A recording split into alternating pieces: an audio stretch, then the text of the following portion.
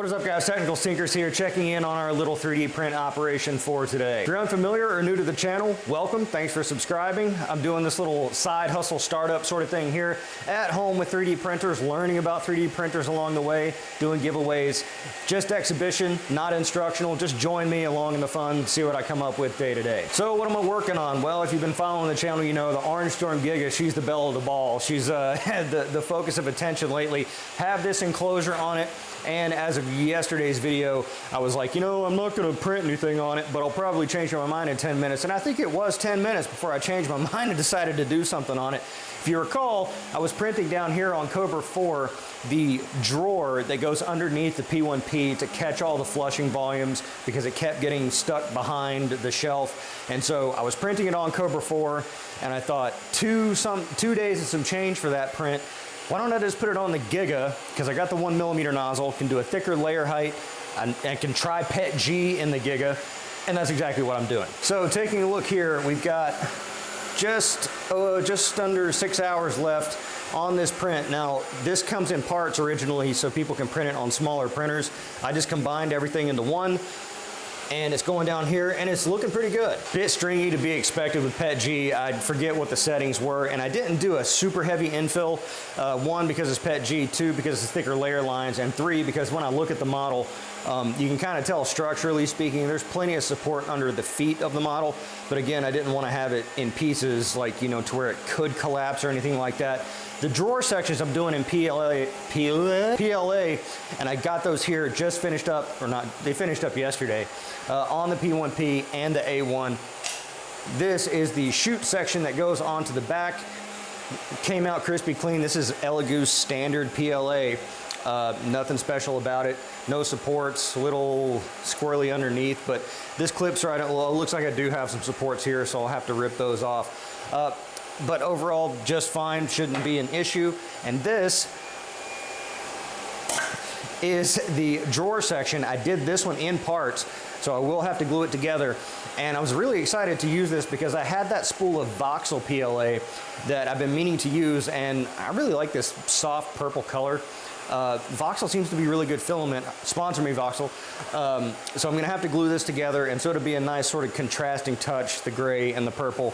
And I was able to get the shelf moved down. I moved it down 1 notch. That gives me plenty of clearance to get this drawer. How's it go? It'll end up going like that. So yeah, that should be plenty of room once I lift that up. And then I can really start printing on the P1P without having to worry about it pushing its discharge, its unholy discharge down here onto Cobra number 3. Cobras are quiet for now. I still have a section of the Rhino head to do. We're gonna look at that in a second. Soval is quiet, and up here, yoink. All right, and so insofar as everything else that's going on today, if you saw yesterday's video, I printed the smaller, large version of the Moai head. I did this, I had some of that granite finish paint remaining, so I did a coat of that on there, but I thought, you know what, let's take it to the next level. Let's put a coat of clear poly on the outside. And I think that was a mistake because it does have this nice sort of glossy look to it, but I think it really kind of takes away a lot of that texture. Now, what I really like about this granite finish paint, this is not an ad, I'm just saying like I like, is that you can kind of miss some areas and it kind of looks okay. It's kind of a vibe because you can kind of see these darker sort of patches on it. It gives it more of a natural look. That I think is from the poly because I think that kind of like accentuates the black parts a little more. So I don't think I'm going to use clear poly on the outside of that finish anymore. I think it kind of removes a lot of the luster from it. But overall, at a distance, you still get this cool polished stone sort of vibe. It looks like a stone stat. What if I did it like this? Like, oh, so heavy. Yeah, you were totally convinced, weren't you? So I'm thinking what I'm going to do is paint the big Moai head with this granite finish. It might take like 3 or 4 cans of paint to do that. And this shit ain't cheap. It's like, I think $7 per can. Maybe there's a cheaper alternative, but do I really want to experiment with that to save $2 per can on a print that I hope to price in the hundreds of dollars? No. Kind of leads to another problem is I was measuring out the Moai head, and it's the same issue with that, with the T-Rex skull, with some of the big prints, other things like that. There is no way to ship these things for less than like 300 bucks. So people were coming in and saying like, ship it by freight. So, okay, I got a freight quote. It's about the same price. On the low end, if I put it on a pallet, or put it in a real big box and send it on a box truck or something like that, getting quotes through UShip and some other brokers and things, you're looking at least $200-300 because when I look at these things, I'm like, oh my God, that's really expensive. But like, yeah, would I pick up a shipment for less than that? You know, knowing very little about logistics, like, yeah, it's probably about what I would charge for like a one-off piecemeal thing. It's not like I'm shipping 50 of these a day and I can negotiate the rate. It's like a one-off sort of thing. And so it's like, yeah, that kind of makes sense. But looking at FedEx, UPS, USPS, which is oversized anyway, there's just no way around it. You know, even if I take the dimensions down to, you know, like a ½ inch bigger than the model is itself, it's just not going to happen. And that's kind of a bummer, both really on my side, because it's like, you know, if, people are only willing to pay so much for a giant Moai head. And if $300 of that is in the shipping alone, that's $300 that couldn't be, that's not in my pocket. So, you know, thinking about local avenues or thinking more so on the opposite end, and let me know what you think in the comments below. It's like, if I know that I'm playing around in the realm of having to charge $300+ to ship this thing, then I might as well make it even bigger, because it's gonna be relative in terms of how much it costs to ship. Now it goes up from there, but it's like, you know, a 36-inch Moai head costs $300. If it costs $350 to ship one that's twice the size, then why not just sell one at twice the size, and you kind of start making up some of your missed or your unrealized profits there, because they're all eaten up by shipping. And then explore the pallet option.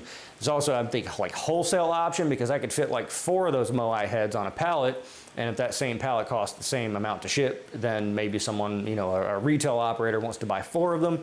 But then it's like, how much time do I want to devote into looking for retailers to sell these things? Now I have a retail outlet, you know, that I sell here locally, but it's not, people aren't coming in there looking for giant Moai heads and things like that. And it's like, do I really want to start calling around to fine art galleries and seeing if they want to buy one? Because they're going to want a nickel and dime, and you're unproven. You're just some guy off the street. I'd have to bring one to them and like show them, and it's like, do all this legwork back and forth to convince them to buy maybe 1 or 2 of these things.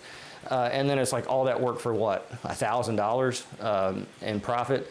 Maybe that's worth it. To me, not so much. I'd rather move it online. So I think for the time being, stay the course, paint them up, make them look nice, put them on Etsy for $1,000. If someone buys it, great. And just kind of take the L on the fact that it just costs a lot to ship things. Also did receive an email back from Ujoy Bio. If you've been following the channel, you know that I featured some of their filament in like a month ago, and they were asking if we wanted to work together again, and I told them, why don't you sponsor a print? Send me like 10 kilos of filament and I'll print a big Moai head with your filament, and I'll talk about it over the, you know, the episodes where it's printing, and they're down, they're into it. So currently I have to pick out a color, so I'm looking over the color options there, thinking I'm probably gonna maybe do a Moai head because it's a little safer. And it might look a little more impressive if I print it in a metallic filament or something like that. Just have to go over the options there. And are you sitting down? You sitting down? It finally happened, gang. I got an email from a 3D print manufacturer asking if I'd like to look at their printer. Now, they didn't say if I could keep the printer, but my aim is to get it and ideally give it away. It's like a $300-something, $300-400 printer, so it's not one of these super high endos, but it's a milestone, certainly in terms of the channel. Because, you know, that's a device, a piece of hardware. Now, you know, and I did receive from Fume Clear their fume extractor, so that was a device, and that's like $500. So very grateful for that, but this is a 3D printer, so this is kind of like a whole new realm for me. So very eager to take a look at that, make sure I can flesh out the details and actually get it. Don't want to jinx myself, but certainly some good news nonetheless. And for the sake of ease, I did get someone reaching out via email asking if I'd be willing to take on sort of a commission job on the Giga, someone who wants a fender printed for their car. They said they planned to fiberglass it over, but they were getting a lot of quotes that were really, really high and asking how much I would do it for. I'll tell them I'd do it at cost plus because it's good content for the channel. Just have to figure out sort of the shipping, because I sliced it, this is the model, I sliced it into 2 pieces. It's kind of hard to, you know, make it out there, but, you know, it's obviously very long, so I cut it into pieces to fit it on one plate. It's like a 4-day print, a little less than 2 kilos at 15%. But the measurements on the thing mean it might have to go in like a 30-30 cube, maybe. Maybe get it down to a 30-30 like 18 or something like that. But again, we're flirting into the realm of these inflated shipping costs, and I get it. These shippers don't want to have a lot of space taken up on their trucks. You know, the space is more important than weight. And in my mind, it's always been about weight, because weight equals more fuel to move that stuff around. But in today's era, it's just, you know, the volume of packages coming through, the space that's being taken up is more of a concern, and I get that. So, you know, I'd like to do that at like a cost plus, but like, you know, if he's got to eat $300 in shipping costs, and it costs me maybe, you know, with print time, with failure rates, with, you know, filament and stuff like that, let's just say it's $100. You know, there's not, it's like, you know, okay, $400 for a fender part. Like, dude, you know, you could probably buy a 3D printer and print off, you know, little tiny pieces of it over and over again and do it for that same amount. So it's really just shipping is just killing, it. So I'd really love to know if there's a way to start shipping these things out, like via U-Ship or something like that, or some of these smaller carriers, you know, independent carriers or Uber shipments or something like that.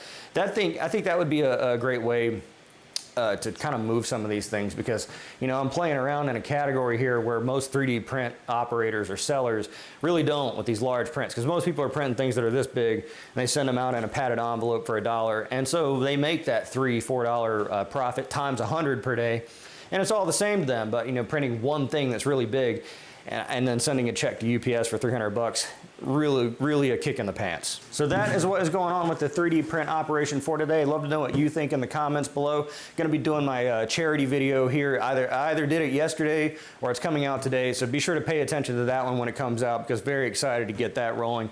Let me know what you think about that in the comments below and on that video. Be sure to like this video because it's the nice thing to do, and subscribe for more content like this. I'm The Technicals. See you next time.